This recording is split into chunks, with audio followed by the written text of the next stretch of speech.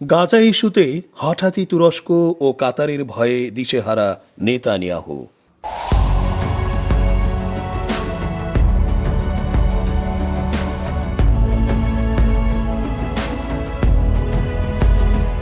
আসসালামু আলাইকুম প্রিয় দর্শক, আমন্ত্রণ আজকের আলোচনায়। চেঞ্জ টিভির আন্তর্জাতিক চোখ অনুষ্ঠানে এস জে রতন স্বাগত জানাচ্ছি। গাজাতে এখন কি অবস্থা? হামাসের পক্ষে কোনো প্রোগ্রেস কি আছে? গাজাবাসীর শান্তির সূর্য কত দূর? আসলে এমন এক অবস্থায় এখন গাজাবাসী, তা আর নতুন করে বলার কিছু নেই। পশ্চিমা সংবাদ মাধ্যমগুলো বলছে গাজার যুদ্ধ প্রায় শেষ, এখন শাসন করার ব্যবস্থার বাকি। কোন কোন অথরিটি কিভাবে কাজ করবে সে নিয়েই নাকি আলোচনা চলছে। আবার গাজা থেকে প্রকৃত যে তথ্য উপাত্ত পাওয়া যাচ্ছে নানা মাধ্যম থেকে, তাতে দেখা যাচ্ছে হামাসের নিয়ন্ত্রণেই গাজা, তাদেরকেই এখনও সায় দিচ্ছে গাজাবাসী।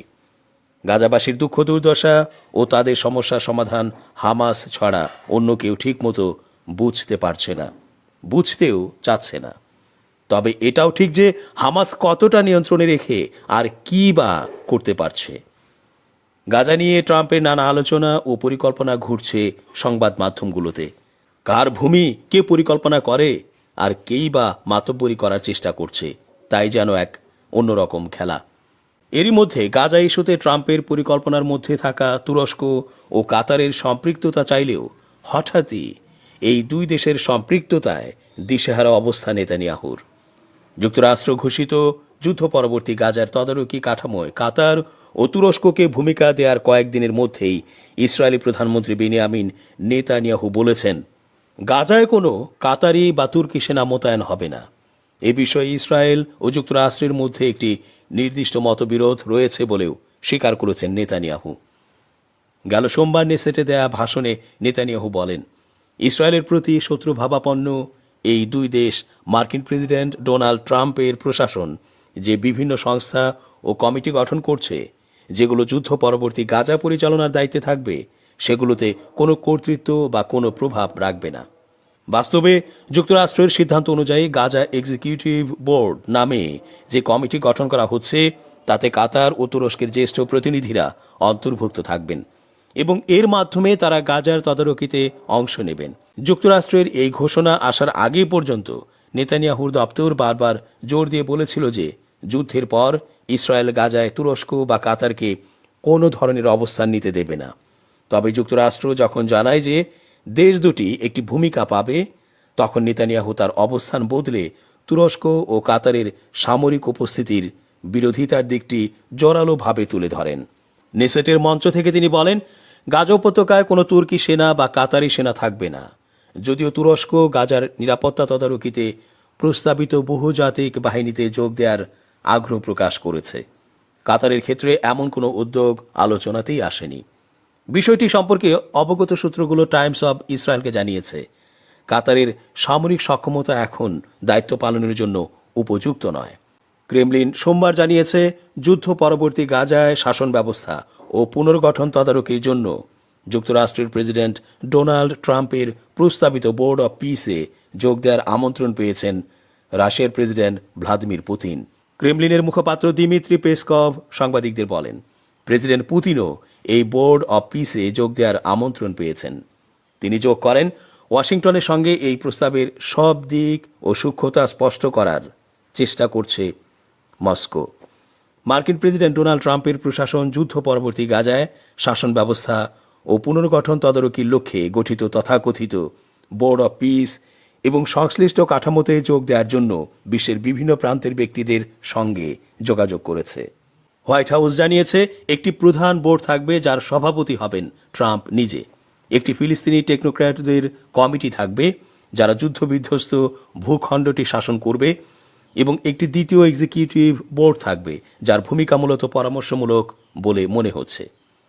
ফিলিস্তিনের গাজা উপত্যকায় চলমান সংকট নিরসনে গঠিত বোর্ড অব পিসে যোগ দেওয়ার জন্য পাকিস্তানের প্রধানমন্ত্রী শাহবাজ শরীফকে আমন্ত্রণ জানিয়েছেন মার্কিন প্রেসিডেন্ট ডোনাল্ড ট্রাম্প।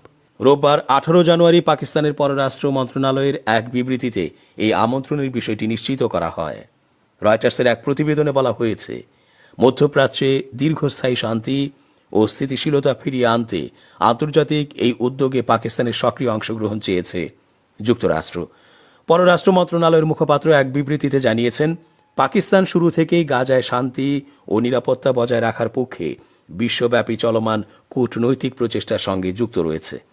এই নতুন উদ্যোগেও পাকিস্তান তার অবস্থান বজায় রাখবে এবং জাতিসংঘ প্রস্তাবের আলোকে ফিলিস্তিন সমস্যার একটি স্থায়ী ও গ্রহণযোগ্য সমাধানের লক্ষ্যে কাজ করে যাবে। এই আমন্ত্রণকে কেন্দ্র করে আন্তর্জাতিক মহলে গাজা পরিস্থিতি নিয়ে নতুন করে আলোচনার সূত্রপাত হয়েছে। সংঘাত সমাধানের লক্ষ্যে গঠিত তথাকথিত বোর্ড অব পিসে স্থায়ী সদস্য পদ পেতে দেশগুলোকে $1 বিলিয়ন পরিশোধ করতে বলেছে মার্কিন প্রেসিডেন্ট ডোনাল্ড ট্রাম্পের প্রশাসন। একটি সনদপত্রের ভিত্তিতে এএফপি সোমবার এ তথ্য জানিয়েছে। হোয়াইট হাউস জানিয়েছে, ট্রাম্পের সভাপতিত্বে এই বোর্ডে যোগ দেওয়ার জন্য রাশিয়ার প্রেসিডেন্ট ভ্লাদিমির পুতিন, হাঙ্গেরির প্রধানমন্ত্রী ভিক্টর অরবান এবং কানাডার প্রধানমন্ত্রী মার্ক কার্নি সহ বিভিন্ন দেশের নেতাদের আমন্ত্রণ জানানো হয়েছে। সনদপত্র অনুযায়ী সদস্য রাষ্ট্রগুলো 3 বছরের জন্য যোগ দিতে পারবে। তবে সনদ কার্যকর হওয়ার প্রথম বছরের মধ্যে $1 বিলিয়ন বেশি নগদ অর্থ প্রদান করলে 3 বছরের সীমা প্রযোজ্য হবে না বা মেয়াদ আরও বাড়তে পারে। খসড়া সনদে বলা হয়েছে, এই সনদ কার্যকর হওয়ার তারিখ থেকে প্রতিটি সদস্য রাষ্ট্রের মেয়াদ সর্বোচ্চ 3 বছর হবে। তবে সভাপতির অনুমোদনে তা নবায়নযোগ্য। এতে আরও বলা হয়, সনদ কার্যকর হওয়ার প্রথম বছরের মধ্যে যারা $1 বিলিয়ন বেশি নগদ অর্থ বোর্ড অব পিসে প্রদান করবে তাদের ক্ষেত্রে 3 বছরের সদস্য পদ মেয়াদ প্রযোজ্য হবে না। বোর্ডটি মূলত গাজার পুনর্গঠন তদারকির উদ্দেশ্যে পরিকল্পিত হলেও সনদে এর ভূমিকা কেবল অধিকৃত ফিলিস্তিনি ভূখণ্ডে সীমাবদ্ধ রাখা হয়নি। হোয়াইট হাউস জানিয়েছে, একটি প্রধান বোর্ড থাকবে, যুদ্ধবিধ্বস্ত গাজা শাসনের জন্য ফিলিস্তিনি টেকনোক্র্যাটদের একটি কমিটি থাকবে এবং একটি দ্বিতীয় এক্সিকিউটিভ বোর্ড থাকবে, যার ভূমিকা মূলত পরামর্শমূলক বলে মনে হচ্ছে।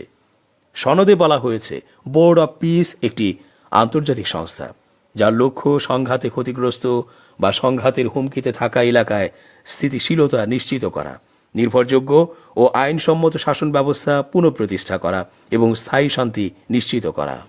গাজায় যুদ্ধবিরতি পরিকল্পনা এখন পরবর্তী ধাপে অগ্রসর হচ্ছে। এই ধাপে হামাসকে নিরস্ত্রীকরণ, যুদ্ধবিধ্বস্ত গাজার পুনর্গঠন এবং মার্কিন তত্ত্বাবধানে দৈনন্দিন প্রশাসনিক কাজ পরিচালনার জন্য ফিলিস্তিনি বিশেষজ্ঞদের একটি কমিটি গঠনের বিষয় অন্তর্ভুক্ত রয়েছে। যুক্তরাষ্ট্রের তরফ থেকে এসব তথ্য জানানো হয়েছে।